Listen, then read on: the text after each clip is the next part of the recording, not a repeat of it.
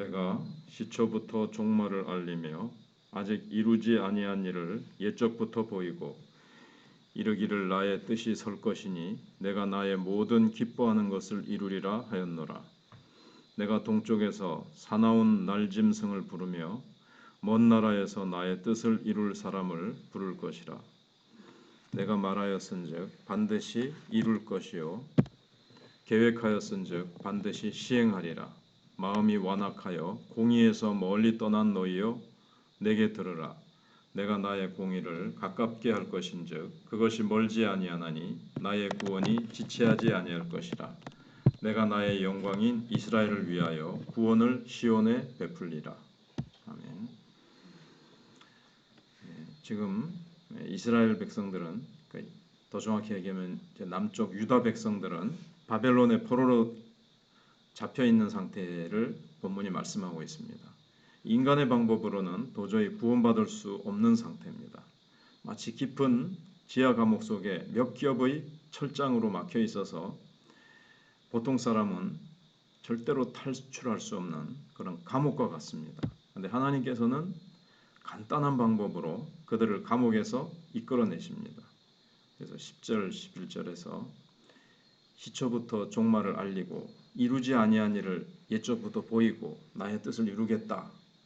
내 기뻐하는 모든 것을 다 이루겠다.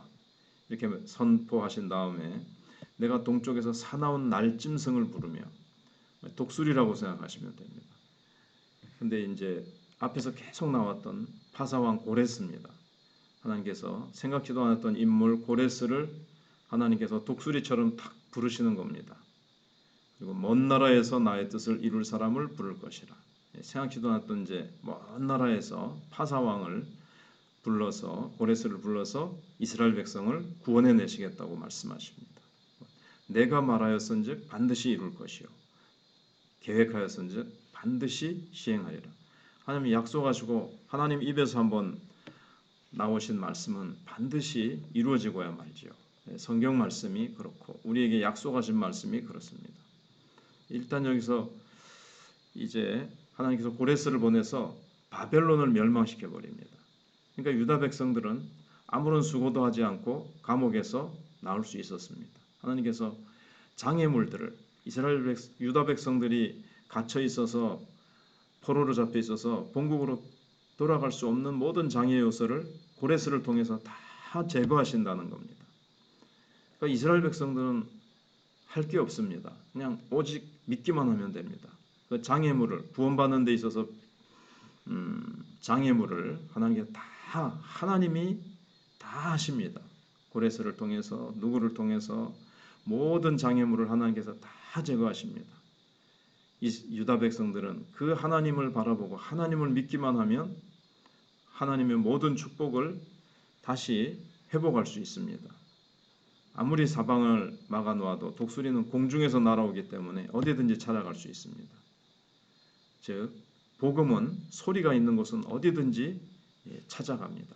하나님께서 성령으로 이 복음을 보내셔서 사단에게 매여있는 죄인들, 사단이 묶어놓은 모든 쇠사슬들을 하나님께서는 복음으로, 성령으로 다 깨뜨리시고 살려내시는 거죠. 이거는 지금 유다 백성들을 말하면서 신약시대 때 갇혀있는 죄인들, 사단에게 매여있는, 사망에 매여있는 죽은 영혼들을 복음으로 살려내시는 것을 또한 이렇게 이중적으로 예언하고 있는 말씀입니다. 전혀 하나님의 말씀을 들을 능력이 없는 자도 하나님은 살려내십니다. 복음에 대해서, 하나님에 대해서 전혀 거부감을 가지고 또 깨닫지도 못한 사람도 성령께서 말씀을 가지고 역사하시면 딱 믿음이 이제 그 속에서 이제 생기고 믿음이 창조되고, 그 믿음만 있으면 하나님의 능력은 그 복음을 타고 성령을 타고 무한대로 그 사람에게 이제 공급이 되는 겁니다. 그래서 복음은 길이 없는 곳에 믿음의 길을 만들어 놓습니다. 그러면 하나님의 능력이 그 믿음의 길을 통해서 하늘의 자원이 하나님께서 억수같이 공급해 주시는 것입니다. 그러면 이스라엘 자손들이 다시 하나님 앞에서 존귀한 백성으로 회복되기 위해서는 무엇을 해야 되는가? 오늘 12절에서 마음이 완악하여 공의에서 멀리 떠난 너희여 내게 들으라. 그리고 13절에서는 내가 나의 공의를 가깝게 할 것인즉 그것이 멀지 아니하나니 나의 구원이 지체하지 아니할 것이라. 내가 나의 영광인 이스라엘 위하여 구원을 시온에 베풀리라. 먼저 해야 될 것은 하나님의 말씀을 들으라고 말씀합니다. 마음이 완악하여 공의에서 멀리 떠난 너희여 내게 들으라. 여기서 공의는 하나님과의 바른 관계를 말합니다. 하나님의 멀리 떠난 자의 마음은 어떻겠습니까? 마치 추운 겨울철의 땅같이 얼어붙어서 단단합니다. 근데 말씀을 자꾸 들으면 말씀이 능력이 있고 말씀 속에 사랑이 들어있어서 그 마음이 자꾸 녹아지고 부드러워지고 그 단단하던 것들이 자꾸 껍질이 벗겨지면서 어린아이와 살과같이 부드러워지고 그 마음속에 이제 말씀의 씨앗이 뿌려지고 뿌리가 내려지고 거기서 열매가 맺어지죠. 그 후에는 무엇을 해야 되는가 하면 하나님이 싫어하시는 모든 불의를 버려야 됩니다. 우상을 버리고 이스라엘 백성들이 불의한 수입이라든가 음란한 생활이라든가 하나님께서 싫어하시고 미워하시는 것들을 그들이 다 내려놓아야 됩니다. 그러면 하나님께서는 의를 비같이 부어주십니다. 언약하신 백성이기 때문에 그들이 죄를 버리고 말씀을 들으면서 죄를 버리고 하나님 앞에 서기만 하면 하나님께서는 이미 아브라함 때부터 약속하신 언약하셨으니까 그 언약대로 아브라함에게 약속하신 축복을 부어주시게 됩니다. 그래서 여기 공의는 뒤에 나오는 공의는 바르게 살 수 있는 능력을 말합니다. 그래서 결코 하나님의 공의가 멀리 있는 것이 아니라고 말씀하십니다. 하나님의 이름을 부르기만 하면 언제든지 우리에게 은혜가 부어지게 되어 있습니다.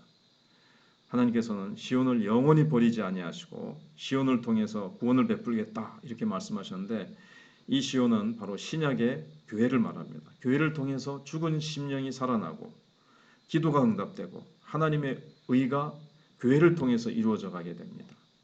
그래서 에베소서 1장 끝에 있는 말씀처럼 만물을 충만케 하시는 그 충만이 교회를 통해서 만물을 충만케 하신다고 했죠. 그런데 교회가 먼저 충만해져야 이 충만이 세상을 향해서 흘러갈 수 있습니다. 그래서 교회는 천국의 대사관과 같습니다.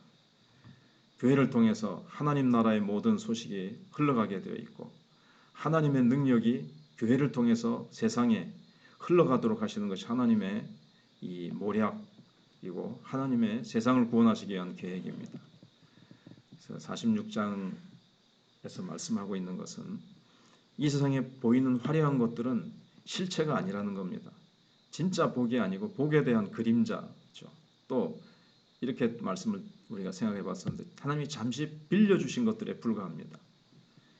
근데 하나님이 빌려주신 여기에 취해서 여기에 푹 빠져서 살아가면 그러느라고 하나님에 대한 바른 신앙을 버리면 우리의 존귀함을 잃어버릴 뿐만 아니라 이스라엘 백성들이 바벨론 우상 숭배하는 참 더럽고 비천한 우상 그걸 섬기는 자들의 종이 된다는 것을 우리가 생각해 봤습니다. 우리가 세상에서 정말 이렇게 맛있는 소금이 사람들에게 밟힌다 한 것처럼 교회가 세상에서 빛이 되지 못하고 소금이 되지 못하면 밟히는 것처럼 우리가 하나님을 향한 신앙을 잃어버릴 때 우리는 하나님 자녀의 존귀함도 잃어버리고 우리가 다른 그 비천한 것의 종이 된다고 오늘 본문이 말씀하고 있는 겁니다.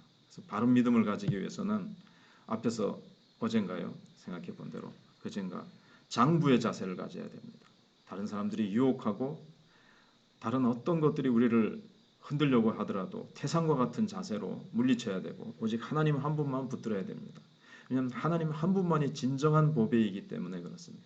모든 축복과 은혜의 근원이 하나님께로부터 오지 않습니까? 그리고 하나님의 구원은 독수리처럼 찾아옵니다. 모든 것이 다 갇혀 있어서 사람으로서는 절망이고 구원할 구멍이 하나도 없는 것 같아도 독수리가 하늘로부터 날아와서 건져내시는 거죠. 바로 복음의 능력. 성령의 능력이 우리가 아무리 어려운 상황 가운데 있다 할지라도 찾아오셔서 우리를 구원해내시고 우리가 믿음으로 주님을 바라본다면 우리가 믿음으로 모든 것을 다 이겨내게 하실 것입니다. 하나님이 싫어하시는 불의를 내가 제거하기만 하면 하나님의 은혜와 능력은 기다렸다는 듯이 비처럼 쏟아지게 될 것입니다. 기도하겠습니다.